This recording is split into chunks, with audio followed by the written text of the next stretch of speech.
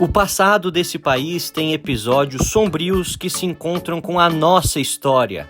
Seu povo, um dos mais animados e orgulhosos de suas tradições aqui dentro da África. Um presente marcado pela esperança na democracia e no desenvolvimento social. Embarque comigo em uma jornada por uma das nações mais fascinantes do continente africano. Seja muito bem-vindo a Gana!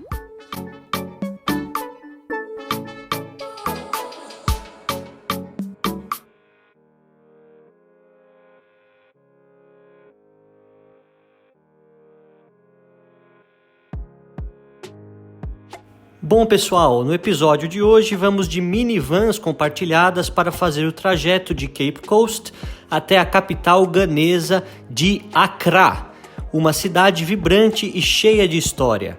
Se você ainda não assistiu aos demais vídeos dessa série sobre Gana no canal, volta lá e assista porque vale muito a pena. Abordo muitos temas culturais e mostro aspectos históricos importantes relacionados à escravidão.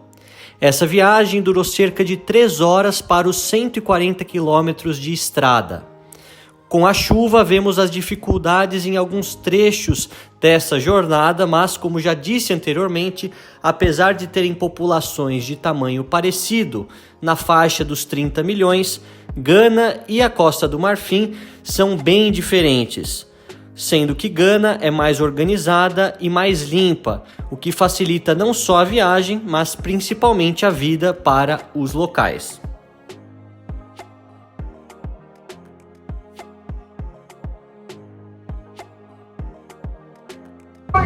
E eis que chegamos aqui em Accra. Muitos falam Accra, mas Accra, a capital da Gana. Estamos aqui, vai ser muito legal. Vamos fazer essa aventura, contar muito sobre a política local. Me acompanha aqui neste outro grande destino africano.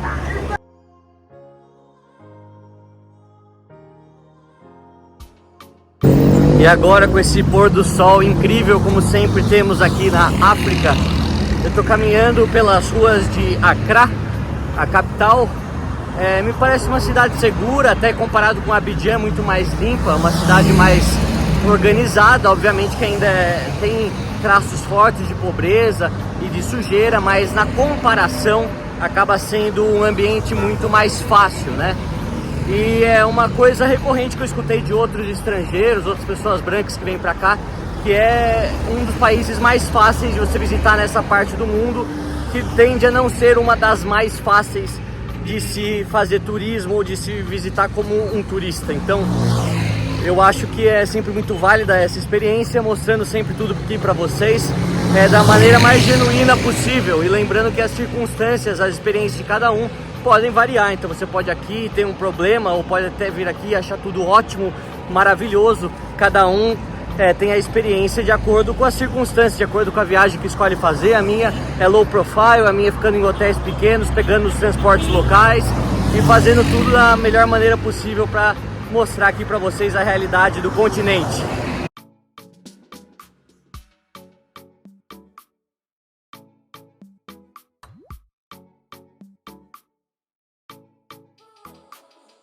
Essa é uma coisa que eu acabei de ver. Eu tô procurando um transporte para eu conseguir chegar no Togo, que não é muito difícil, porque são apenas 3 horas daqui. Mas num continente que é isolado de si mesmo no aspecto aéreo, não há voos baratos ou até voos diretos entre muitas capitais, entre muitas cidades importantes. Nós vemos que os ônibus intermináveis que passam por muitas fronteiras, por muitas horas, com muito controle, com muita dificuldade, é a solução. Então aqui eles estão oferecendo um ônibus que vai até a Nigéria, ou seja, tem que passar pelo Togo, passar pelo Benin e a Nigéria. Mas se ele for para Lagos é mais perto, se ele for para Abuja demora mais. Então a gente vê que é uma dificuldade do continente, mas ele sempre encontra uma solução, o que é o jeito engenhoso africano de se encontrar soluções simples às vezes para problemas complexos.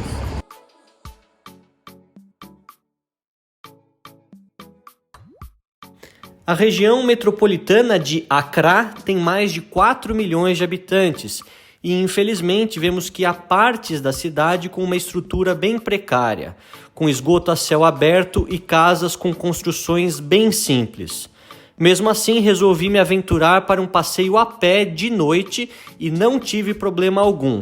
Diferentemente do Quênia, por exemplo, onde uma pessoa branca passear sozinha por Nairobi é uma atividade de alto risco. Vemos aqui que o comércio de rua fica aberto até tarde e bastante movimentado até as altas horas da noite, já que muitas pessoas só têm tempo para comprar o que precisam depois do trabalho a caminho de casa. E sejam todos muito bem-vindos a mais um vídeo aqui em Gana. Hoje estamos na capital Accra e andando já pelas ruas movimentadas desta cidade de milhões de habitantes e que tem uma história muito importante para toda a África, para todo o movimento de independência da África. Um vídeo com muita geopolítica, muitas informações históricas, então aproveite, se inscreve no canal e veja o vídeo até o fim. De manhã, conhecer a cidade a pé foi a maneira mais fácil para me familiarizar com a vida da população urbana ganesa. Infelizmente, nos bairros mais afastados, a situação do saneamento básico é bem ruim, com muito lixo acumulado e esgoto não tratado bem perto das casas.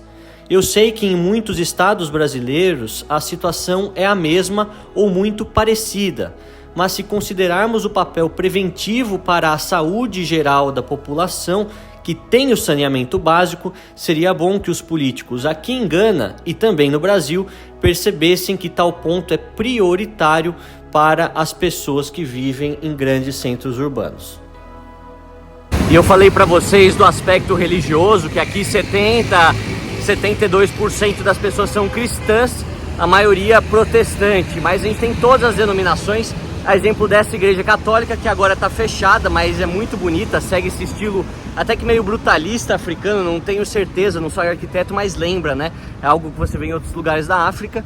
E o que é interessante, quando eu estava aqui passeando no domingo, você vê as pessoas com as melhores roupas, porque é a roupa da igreja, né? Você ir no culto, na missa, então é muito interessante esse aspecto cultural. Eles têm orgulho, lembrando que essa parte aqui, mais ao sul, é predominantemente cristã, e no norte nós temos uma influência grande de muçulmanos, principalmente na região de Tamale. São cerca de 20% de muçulmanos em Gana. Por conta do histórico do movimento pela independência de Gana, liderada por um político socialista, nomes de outros ícones dessa vertente política são vistos pela cidade, como no caso de Samora Machel, líder independentista de Moçambique. Chegando mais perto do centro, vemos uma cidade muito mais organizada, bem cuidada e limpa, com avenidas largas e bem arborizadas. Isso mostra que aqui também, quem vive em áreas mais nobres geralmente é priorizado nas obras de infraestrutura urbana.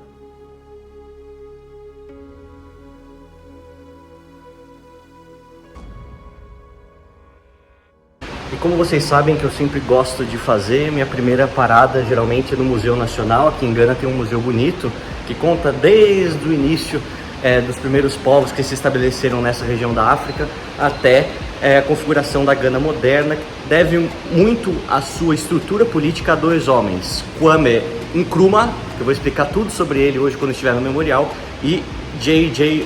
Rawlings, ou Jerry John Rawlings, que foram dois políticos importantes, cada um em sua época, que fizeram Gana ser como é hoje, e também a África ser como é hoje. Então, tenho certeza que vocês que gostam de cultura africana vão aproveitar bastante esse vídeo.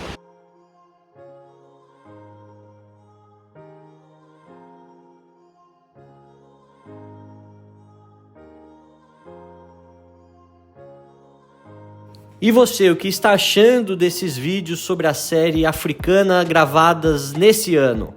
Deixe aqui os seus comentários, os seus likes e prestigie esse trabalho. Agradeço imensamente cada um de vocês. E esses cajados com uns símbolos bem na ponta, vocês viram bastante durante o meu vídeo sobre os Assantes.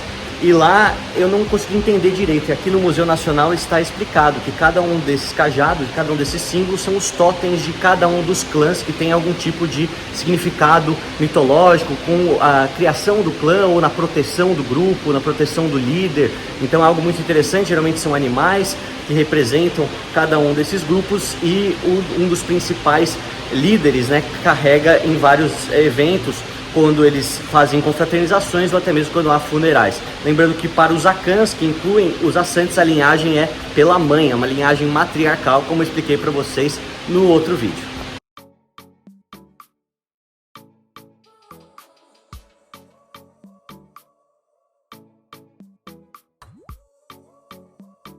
No museu vemos exemplos das moedas utilizadas aqui desde a época colonial, quando Gana era conhecida como British Gold Coast, a Costa do Ouro Britânica, um período controverso, mas que também deixou um legado positivo na infraestrutura do país, sendo uma das principais colônias britânicas no oeste africano. Aqui também vemos estátuas dos chamados Big Six, os seis grandes, 6 líderes da Convenção Unida da Costa do Ouro, o principal partido político durante a época colonial e amplamente conhecido após a independência. Entre eles temos Kwame Nkrumah, o primeiro presidente de Gana e figura política mais importante do país, como contarei mais pra frente nesse vídeo. Atualmente, os 6 rostos dos Big Six estampam as notas dos cedi ganeses, a moeda local utilizada aqui.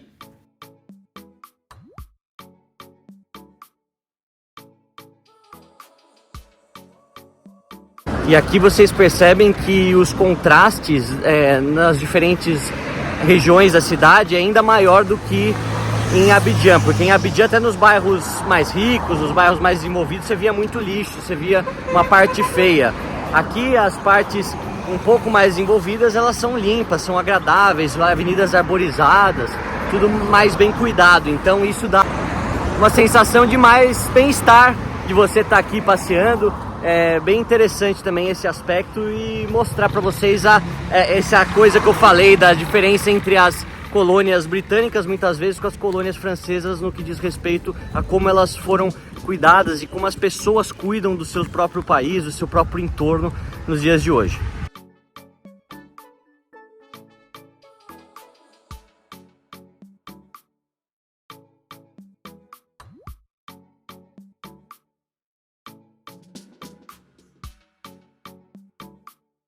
Bom, eles falam que Gana é o único país democrático do oeste africano. Pode ser até do aspecto eleitoral, mas uma democracia consolidada, com liberdade de imprensa, de opinião, isso está longe em qualquer lugar da África, infelizmente. Só de você estar filmando na rua, fazendo os vídeos, já vem polícia, já vem pessoal do exército te parar e te encher o saco. Então é uma coisa que me deixa sempre muito entristecido aqui na África, é essa falta de liberdade. Até mesmo nos países que dizem ser os mais livres, nós não temos essa liberdade de fato, e vem alguém com arma para te ameaçar, algum policial te segurando, igual segurando minha roupa, querendo pegar meu telefone, algo que não é necessário, né? Porque a gente não sabe todas as regras e infelizmente acaba passando por um momento de nervoso. Algo que sempre me fascina são algumas construções que seguem estilos arquitetônicos muito particulares. A exemplo do Teatro Nacional, uma enorme estrutura bem no coração da cidade.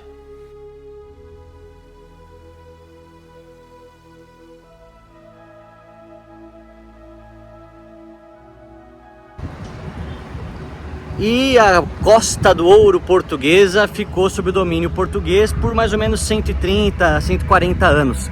Mais ou menos no final do século XV até metade do século XVII, quando depois foi conquistada pelos holandeses.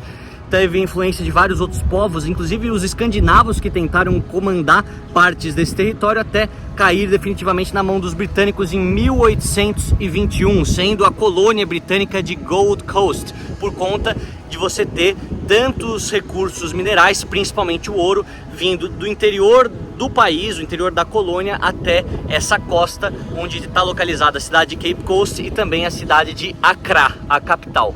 Mas algo que mudou a história do continente africano foi o que se deu nessa cidade e tantas outras no país que vos falo, em Gana, já que em 1957 a primeira nação ao sul do Saara, a primeira nação africana subsaariana, conseguiu a sua independência, e aqui esse arco comemora exatamente este feito. Freedom and Justice. Liberdade e justiça eram os motos de Kwame Nkrumah, o primeiro presidente do país, considerado por muitos um visionário, um libertador, que acabou virando um ditador e sofreu um golpe de Estado. Tudo isso vou contar para você ao longo desse dia.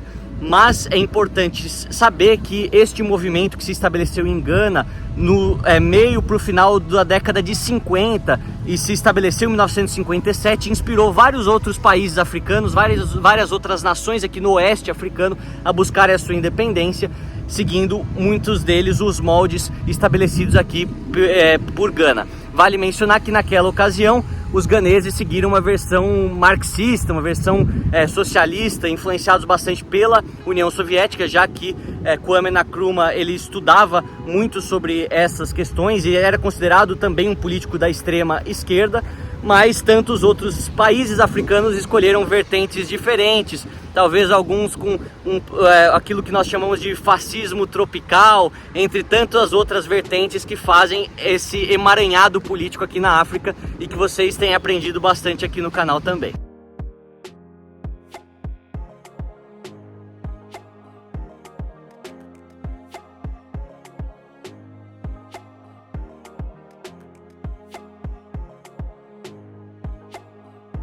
Olha, às vezes eu erro a pronúncia, às vezes falo Nkrumah, às vezes falo Nkrumah, mas aqui está escrito para vocês saberem quem é essa figura tão importante na política africana. Ele começou um movimento que seria depois conhecido como pan-africanismo. Não só ele, tantos outros pensadores intelectuais africanos que tiveram a sua porção da vida no Ocidente, trouxeram algumas filosofias para cá, muitas delas ligadas com a filosofia do comunismo, do socialismo, vertentes também financiadas pela União Soviética, mas o importante é saber que por trás dessas ideias, por trás até mesmo dos interesses de outras potências, havia o sonho de muitos líderes africanos de estabelecer uma união africana, eventualmente os Estados Unidos africanos, porque eles consideravam que pequenos e separados seriam fracos, enquanto que juntos e unidos seriam fortes. Isso não aconteceu na prática. Nós sabemos que todos esses líderes, grandes líderes, já morreram. O Mwalimu Nyerere morreu, o Madiba morreu o Nkrumah morreu, Sankara morreram tantos outros, e hoje é esse desafio para a África conseguir se desenvolver, sair também de algumas amarras coloniais que sobraram, mas principalmente mudar a mentalidade para conseguir avançar, para progredir as cidades, progredir a infância, fazendo com que através da educação esse continente alcance o desenvolvimento científico, tecnológico e seja um concorrente direto das outras nações grandes do mundo. É obviamente um caminho difícil, mas todo esse sonho tem o seu início aqui também, através do pan-africanismo, de uma África liberta, uma África de africanos para africanos.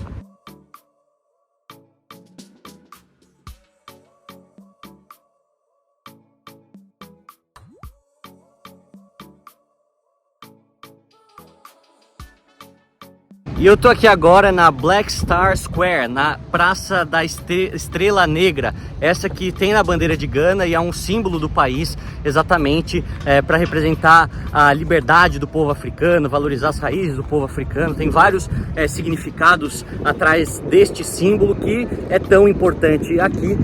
Aparentemente teve algum evento, algum show, estão desmontando umas estruturas, mas mesmo assim é um lugar muito grande e é bonito porque você consegue ver o mar lá no final, lá do outro lado, tem um arco muito bacana. Provavelmente aqui eventos importantes políticos, algumas conferências, até mesmo comícios deviam acontecer. Além aqui, de claro, ser algum ponto de desfile nacional, talvez do Exército, em datas comemorativas. Lembrando que ontem foi o dia da Constituição, então feriado nacional, o que deve explicar o porquê de toda essa organização agora, nesse momento.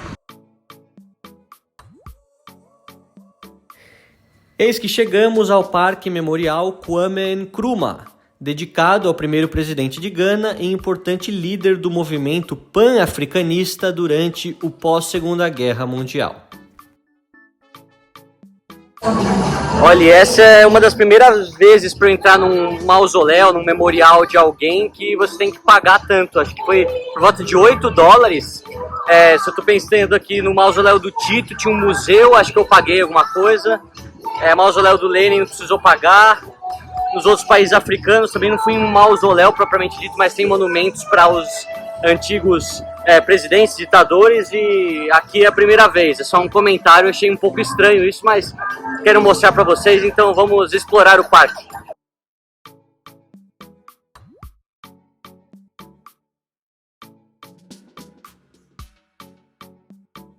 E aquilo que eu falei para vocês do pan-africanismo fica ainda mais evidente aqui no parque do Dr. Kwame Nkrumah. Inclusive a gente tem uma frase aqui muito bonita do lado da estrela negra, que é o símbolo de Gana, né?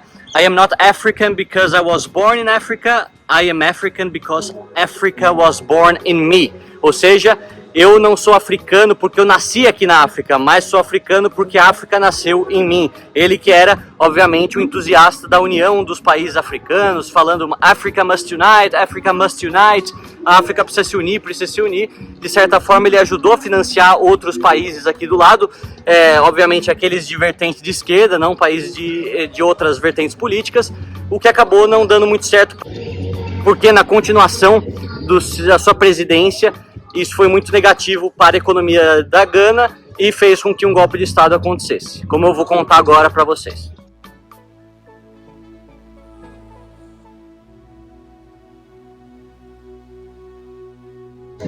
Aproveitar sentar aqui na sombra para contar um pouco para vocês a história de Kwame Nkrumah. Ele nasceu aqui na costa, mas mais próximo da região fronteiriça com a Costa do Marfim.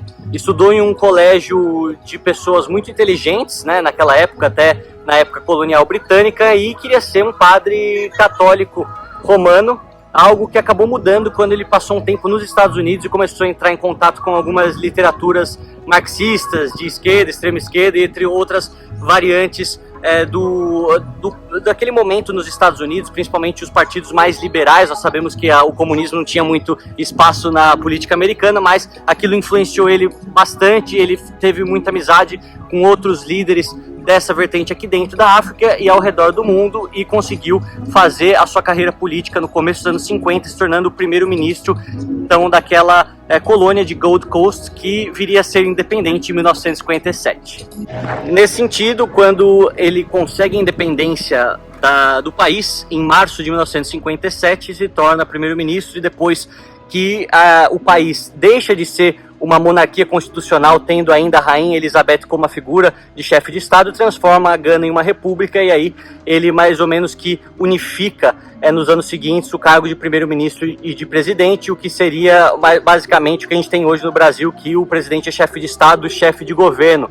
E aí ele tem os primeiros anos de muito apelo popular, as pessoas gostando dele, mas a partir do começo da década de 60 ele acaba com o multipartidarismo em Gana e começa a perseguir os inimigos políticos, a fazer uma série de medidas que não seria benéfica para a economia de Gana. Deu mais de 100 milhões de libras, acho que naquele momento, para Ahmed Sékou Touré, o outro ditador de vertente de esquerda da Guiné, e acabou tendo uma repercussão muito negativa isso internamente, até que acho que em 1966, quando ele está em uma visita oficial em direção ao Vietnã e à China, há um golpe de Estado e ele acaba praticamente nem voltando, pega exílio na Guiné, em Conakry, e fica lá até morrer nos anos 70. Depois daquele momento temos outros golpes de Estado em Gana, até que a democracia atual é estabelecida em 1993 com uma reforma constitucional que limitou o poder do presidente para 2 mandatos de 4 anos, e isso tem sido respeitado até hoje, 31 anos depois, o que faz com que Gana seja um dos poucos países democráticos da África, o único no oeste africano em que há realmente uma transição democrática de poder de um que foi o antigo presidente para o outro que foi eleito, até com poucas ou quase nenhum indício de fraude, ao contrário de todos os vizinhos aqui, como Togo, como Costa do Marfim e também Burkina Faso.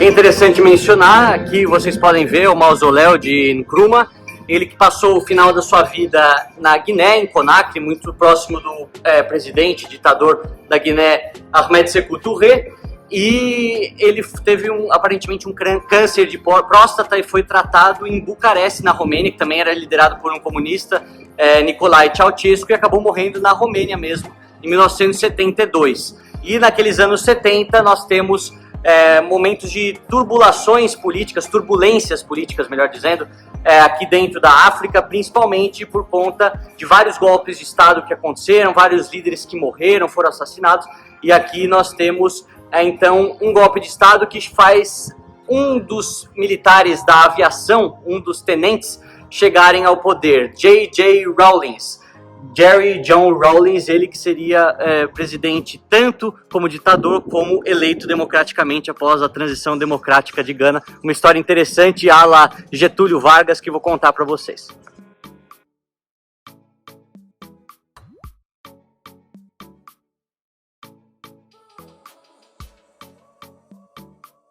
Então o tenente Rawlings deu um golpe de estado, depois permitiu um presidente ficar por uns 2 anos, que segundo ele era cheio de problemas, e depois assumiu mais uma vez, isso lá para o começo dos anos 70, basicamente, né? E ele é considerado um líder muito carismático, que sabia ler o povo e sabia quando dar o golpe de estado. Ele tem uma voz muito impactante, né?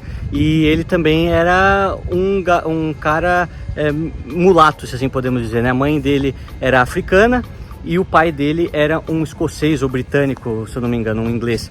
E ele era uma pessoa que conseguiu crescer dentro do exército, obviamente fez o golpe, mas que durante a sua época era considerado um cara que trabalhava, que puxava as mangas da camisa, ia no campo ajudar o povo a plantar cacau, a colher o cacau, a fazer a infraestrutura do país. Obviamente que muito disso tem a ver com a própria culto à personalidade das personalidades africanas, políticos africanos, mas foi um momento em que o país começou a crescer um pouco mais, depois de ter uma grande desvalorização. Muitos consideram que foi um período de estabilidade, apesar de não ter democracia, até que em 93 eles acabam concordando em um pacto entre os diversos partidos. O multipartidarismo volta a acontecer e a partir de 93 temos essa Constituição que permite apenas o presidente ficar 2 mandatos de 4 anos, basicamente, que temos no Brasil.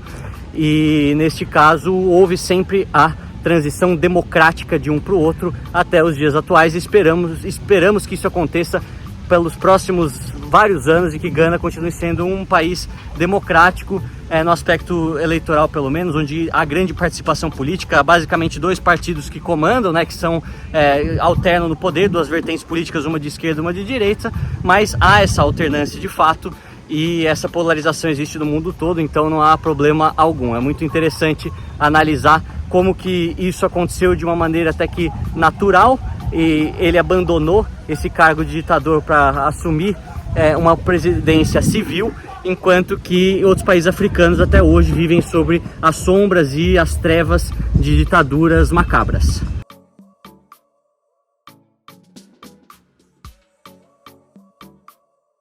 Estou aqui sentado agora num localzinho bem típico. Vou comer fufu com frango, com chicken, a sopa que eles comem, que é essa espécie de uma maçaroca que ela fica batendo por muito tempo e você usa para pegar a sopa e comer. É algo bem típico do oeste africano. Aqui em Gana é um dos pratos nacionais e também muito barato, por volta aí de 50 centavos de dólar a porção, $1 no máximo, com uma cerveja $1,50.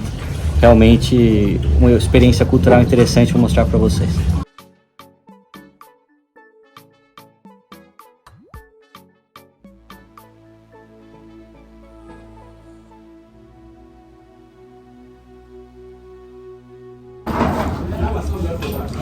Você pega o fufu aqui, ó, maçaroca, você molha na sopa, pega com a carne e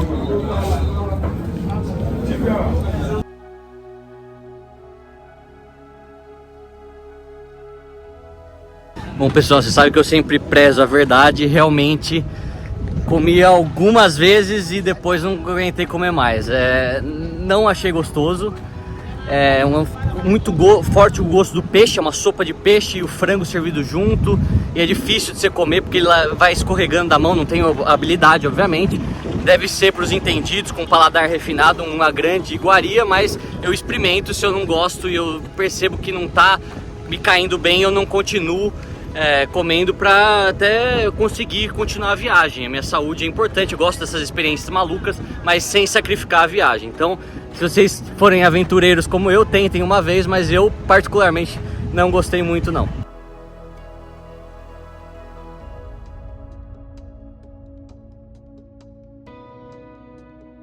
E outra coisa que eu queria falar para vocês é como as pessoas aqui na África tentam chamar a sua atenção. Na Costa do Marfim era barulhinho de beijo, assim, ó.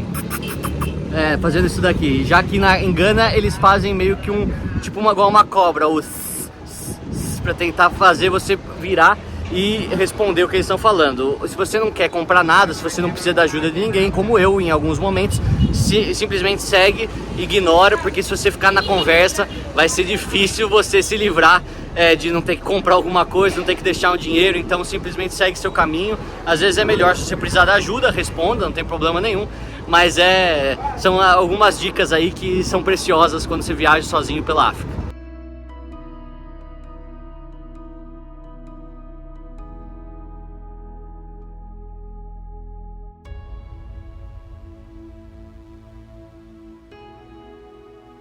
E eu tô aqui andando agora no que eles chamam de Old Accra, a cidade velha de Accra, onde nós temos o Forte de Usher, temos também a cidade chamada Jamestown, tudo aquilo que era o estabelecimento britânico por aqui, e a cidade a partir da costa cresceu país adentro.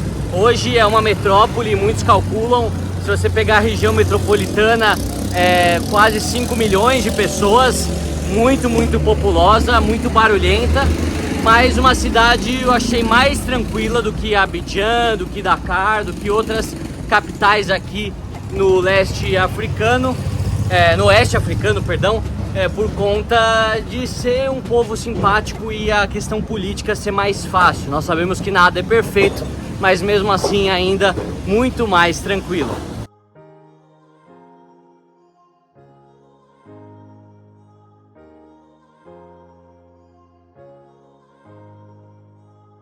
E para ser sincero para vocês, eu achava que aqui fosse uma região histórica, um pouco mais bem cuidada, mas é uma região, comparado com as outras que eu visitei, muito mais pobre, uma situação muito mais precária, que eu vou tentar mostrar por aqui. Infelizmente as pessoas vivendo numa situação parecida com Abidjan, com muito lixo, com uma situação de pobreza bastante visível, e não é nada fácil. Realmente a gente vai tentar fazer o máximo que puder para mostrar aqui para vocês.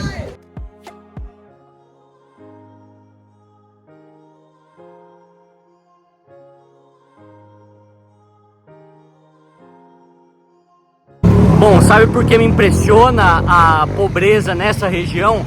Porque essa geralmente é a zona nobre em todas as cidades. Ela é do lado do mar, você tem a vista para o mar aqui a 100 metros.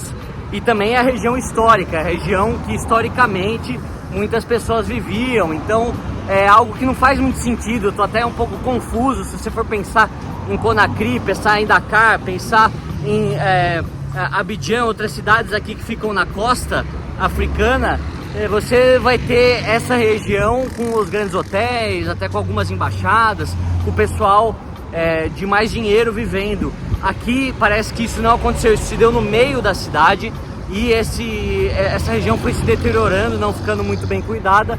Infelizmente a gente consegue comparar com outras cidades e ver que o patrimônio histórico aqui não está muito bem cuidado se nós compararmos com outras regiões do continente. São os dramas africanos, esse continente lindo, vibrante, com pessoas incríveis, mas com problemas muito grandes na sua organização, como nós já sabemos há muitos e muitos vídeos que eu tenho tentado mostrar para vocês aqui. Bom, pessoal, como vocês sabem que eu gosto de fazer nesse canal, vou contar um pouco sobre a história da cidade para vocês. O nome Accra vem da palavra Nkran, que significa formigas na língua local Akan. Isso por conta de diversos formigueiros que são encontrados até hoje nos arredores da cidade. O seu povoamento começou a se estabelecer no início do século XV, quando o povo Ga migra para a região e foi considerado por eles um ponto estratégico por conta da distância que tinha dos seus rivais tradicionais, o povo Aquamus. Com a chegada dos europeus, Accra começa a ganhar maior importância e a ser usada como um centro do comércio de escravizados, com muitos fortes perto daqui sendo utilizados como prisões. Com a abolição do comércio escravocrata em 1807 pelo Império Britânico, Accra sofreu grande declínio econômico. Após múltiplas décadas de invasões e influências de diversas forças coloniais europeias, as forças britânicas capturam definitivamente Accra em 1874 e em 1877 transformam a cidade na capital da colônia da Costa do Ouro, substituindo a cidade de Cape Coast. Durante o começo do século XX, com a construção da ferrovia entre Accra e Kumasi, a economia local cresceu bastante, com o escoamento da produção de cacau no interior do país. Na história mais recente, vale mencionar que as revoltas de Accra em 1948 deram início à campanha pela independência do país 9 anos mais tarde. Atualmente, 44% dos habitantes da cidade são imigrantes, majoritariamente de países vizinhos da África Ocidental, o que mostra o caráter cosmopolita que se encontra por aqui. Andando perto de Jamestown, pude ver uma cena que se repete em todo o mundo. Um campo de terra com crianças de múltiplas idades jogando bola. Muitas delas vieram falar comigo. I am from Brazil.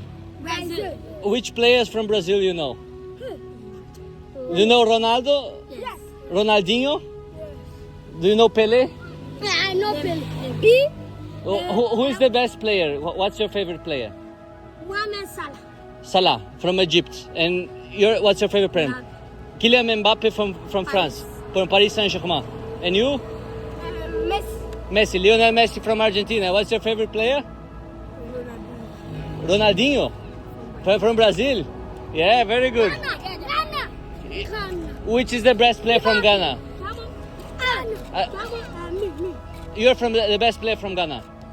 My own is Christian Atu. He's dead. Please me a phone. No final, algumas até quiseram tirar fotos com a minha câmera. Todos me trataram muito bem, sendo simpáticos e atenciosos.